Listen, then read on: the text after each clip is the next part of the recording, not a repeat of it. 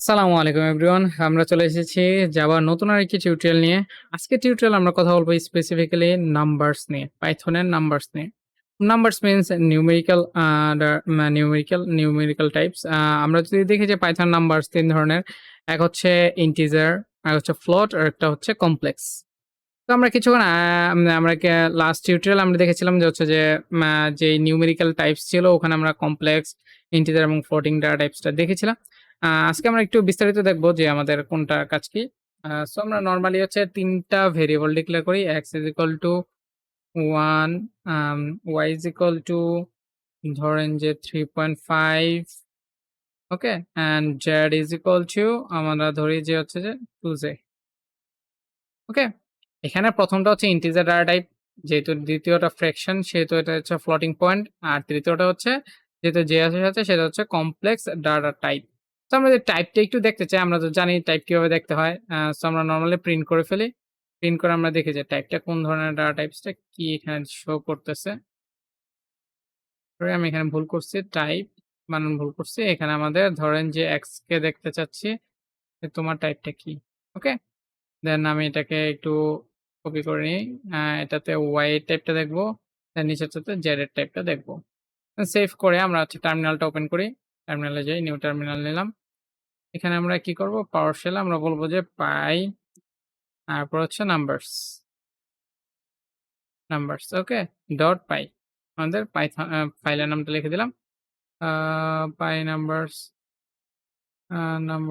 Sorry numbers বানান ভুল করছি। এখানে হবে হচ্ছে NUM নাম্বারস, দেন ইন্টিজার।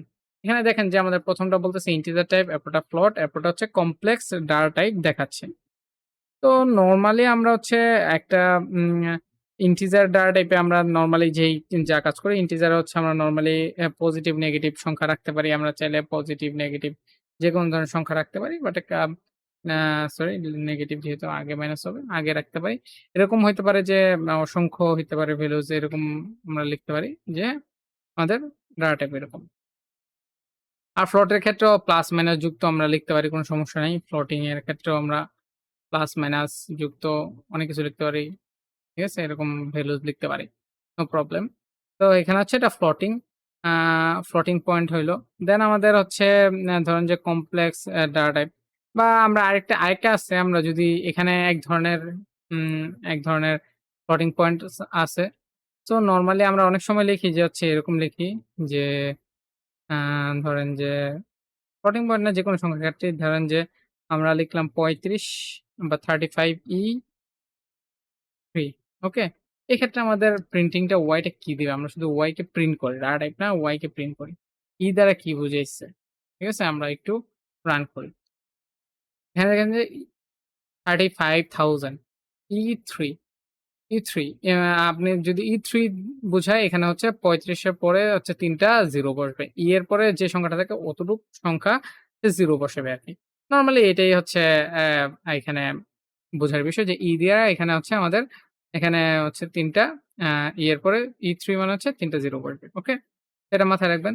দেন কমপ্লেক্স ভ্যালুর ক্ষেত্রে আমরা সাধারণত এভাবেও লিখতে পারি যে হচ্ছে 3 + 2 যে এরকম লিখতে পারি। ওকে? এটা হচ্ছে কমপ্লেক্স ডাটা টাইপ, আমরা প্লাস মাইনাস হইতে পারে, কোনো সমস্যা নাই। এখানে শুধু যে প্লাস হবে, প্লাস পয়েন্ট হবে ব্যাপারটা এরকম না। আমরা ফ্লোটিং, ইন্টিজার, কমপ্লেক্স এগুলা দেখতে পারি। তো আমরা টাইপ কনভার্সন এর ক্ষেত্রে আমরা জাস্ট হচ্ছে ইন্টিজার দ্বারা আমি যদি এটাকে ইন্টিজারে কনভার্ট করতে চাই, জাস্ট বেশি কিছু না, ইন্ট লিখে আমি কনভার্সন করে ফেলতে পারি। এখানে আমি হচ্ছে এভাবে দিয়ে।